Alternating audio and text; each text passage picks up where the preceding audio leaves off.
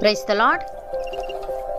ఈరోజు దేవుని వాగ్దానము, ఏమి తిందుమో ఏమి త్రాగుదుమో ఏమి ధరించుకొందుమో అని చింతింపకుడి. అన్యజనులు వీటన్నిటి విషయమై విచారింతురు. ఇవన్నీ మీకు కావాలనని మీ పరలోకపు తండ్రికి తెలియను. మీరు ఆయన రాజ్యమును నీతిని మొదట వెతకుడి, అప్పుడు అవన్నీ మీకు అనుగ్రహింపబడును. మత్తయి సువార్త 6వ అధ్యాయము 31వ వచనము, 32వ వచనము, 33వ వచనము. సహోదరి సహోదరులారా, యేసయ్య తన శిష్యులకు మరియు ఆయన బోధ వినడానికి వచ్చిన అనేక జన సమూహాలకు ఈ మాటలు చెప్పాడు.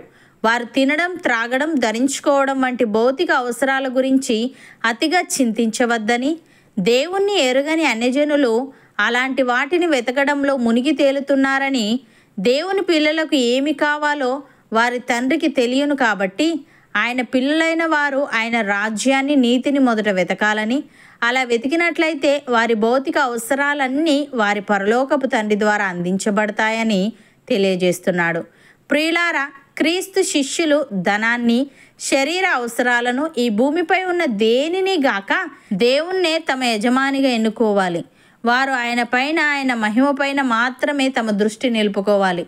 వారు సరైన వాటికే ప్రాముఖ్యత ఇవ్వాలి. దేవుని రాజ్యం, ఆయన నీతి న్యాయాల గురించే వారు ముఖ్యంగా పాటుపడుతూ ఉండాలి. తమ అవసరాల కంటే పై వాటిని గురించే ఎక్కువ శ్రద్ధ తీసుకోవాలి. దేవుని రాజ్యం కోసం వెతకడం అంటే క్రీస్తు శిష్యులు అందులో ప్రవేశించాలని చూడడం కాదు. ఎందుకంటే వారు ఇప్పటికే అందులో ప్రవేశించారు. దేవుని రాజ్యానికి మేలు, మహిమ కలిగేలా చూడడం, దాని ప్రభావాన్ని తమలోనూ ఇతరుల్లోనూ, దేవుని పరిపాలనను మరింతగా కోరి వెతకడం అని దీని అర్థం. దేవుని నీతి న్యాయాల కోసం వెతకడం అంటే నిర్దోషులుగా తీర్చబడేందుకు ఆశించడం కాదు. ఎందుకంటే విశ్వాసులు ఇంతకు ముందే నిర్దోషులుగా తీర్చబడ్డారు. దీని అర్థం దేవుడు న్యాయవంతుడై ఉన్నట్టుగానే వ్యక్తిగత జీవితంలో న్యాయంగా ప్రవర్తించడానికి చూడడం. ఆయన మాత్రమే మనలో కలిగించగలిగే సరైన జీవిత విధానం కలిగి ఉండాలని చూడడం. అన్నిటిలోనూ దేవునికే ప్రథమ స్థానం ఇచ్చిన వారు దేవుడే తమ గురించి శ్రద్ధ తీసుకుంటున్నాడని, తమ అవసరాలన్నీ తీరుస్తున్నాడని తెలుసుకుంటారు. భక్తుడు ఈ విధంగా అంటున్నాడు: యెహోవా భక్తులారా, ఆయన యందు భయభక్తులు ఉంచుడి. ఆయన యందు భయభక్తులు ఉంచువానికి ఏమీ కొదువలేదు. సింహపు పిల్లలు లేమిగలవై ఆకలిగొనును, యెహోవాను ఆశ్రయించు వారికి ఏ మేలు కొదువై ఉండదు అని. సహోదరి సహోదరులారా, దేవుని ప్రేమించు వారికి, అనగా ఆయన సంకల్పము చొప్పున పిలువబడిన వారికి మేలు కలుగుటకై సమస్తమును సమకూడి జరుగుచున్నవని ఎరుగుదుము. ఎందుకనగా తన కుమారుడు అనేక సహోదరులలో జ్యేష్ఠుడగునట్లు దేవుడు ఎవరిని ముందు ఎరిగెనో వారు తన కుమారునితో సారూప్యము గలవారవుటకు వారిని ముందుగా నిర్ణయించెను. మరియు ఎవరిని ముందుగా నిర్ణయించెనో వారిని పిలిచెను. ఎవరిని పిలిచెనో వారిని నీతిమంతులుగా తీర్చెను. ఎవరిని నీతిమంతులుగా తీర్చెనో వారిని మహిమపరచెను. ఇట్లుండగా ఏమందుము? దేవుడు మన పక్షమున నుండగా మనకు విరోధి ఎవడు? తన సొంత కుమారుణ్ణి అనుగ్రహించుటకు వెనుక తీయక మన అందరి కొరకు ఆయనను అప్పగించినవాడు ఆయనతో పాటు సమస్తమును మనకెందుకు అనుగ్రహింపడు? దేవుని చేత ఏర్పరచబడిన వారి మీద నేరము మోపువాడెవడు? నీతిమంతులుగా తీర్చువాడు దేవుడే.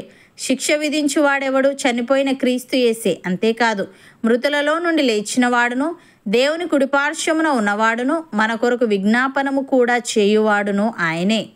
నమ్మిన వారు నాతో పాటు ప్రార్థనలో ఏకీభవించండి.